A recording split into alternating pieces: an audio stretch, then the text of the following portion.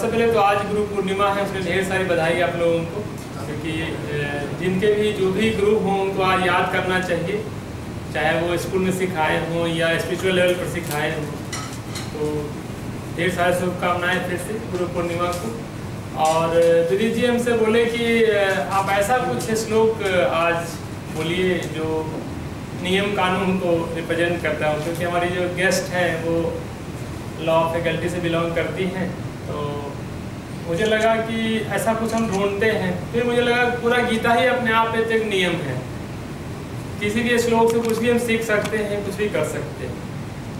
तो जो अपने गेस्ट हैं उनके लिए मुझे लगा कि जो गीता है बेसिकली ये चार लोगों के बीच में कन्वर्सेशन हो रहा है वहाँ पर, कि भगवान कृष्ण हैं और अर्जुन हैं, और धृतराष्ट्र को संजय बता रहे हैं कि वहाँ पर क्या हो रहा है।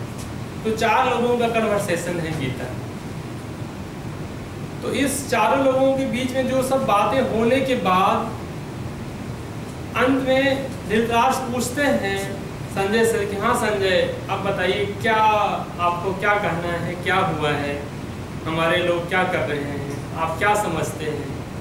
तो संजय यहाँ पर एक हमें लगता है कि जब भी हम सोचते थे कि सारथी का मतलब होता था कि वो एक सिर्फ उसको रथ चला रहा हो कोई आदमी, उस जमाने में सारथी का मतलब सिर्फ रथ चलाना नहीं होता था, राजा को सारे प्रकार के इंफॉर्मेशन और सजेशन देने का भी काम सारथी ही करते थे। सारथी का काम सिर्फ रथ चलाना नहीं था।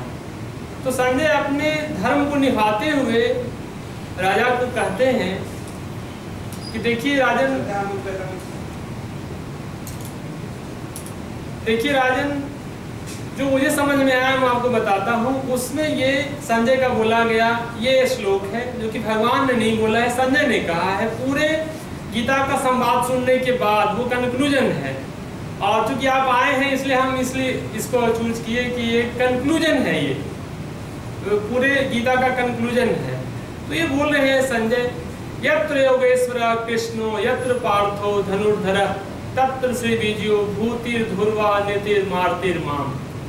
तो संजय कह रहे हैं कि हे राजन, जहाँ योगेश्वर कृष्ण होंगे और जहाँ इतना अच्छा धनुर्धर कृष्ण के साथ अर्जुन होंगे, और जहाँ नीति न्याय इन सबों पर चलने वाले लोग होंगे, वहाँ विजय तो इन्हीं की होगी।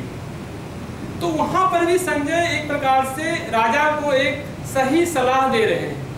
भाई राजन अभी भी है, आप युद्ध छोड़ दीजिए, आप राजा हैं, जीत तो इन्हीं का होगा, मुझे यही लगता है। आप देख लीजिए भाई आपको क्या करना है।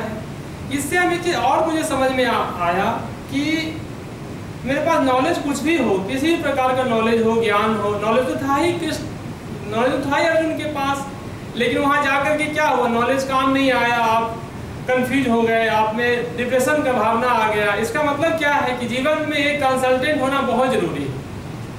यदि कंसल्टेंट नहीं हो तो नॉलेज रखा रह जाएगा, जैसे अर्जुन का नॉलेज रखा रह गया था, समय पर तो काम नहीं आया था।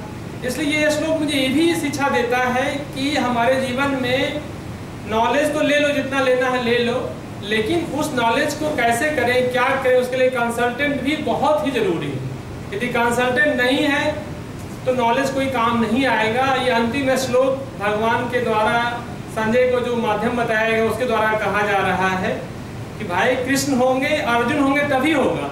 सिर्फ अर्जुन से भी काम नहीं चलेगा, सिर्फ कृष्ण से भी काम नहीं चलेगा, इसलिए दोनों का होना बहुत जरूरी है।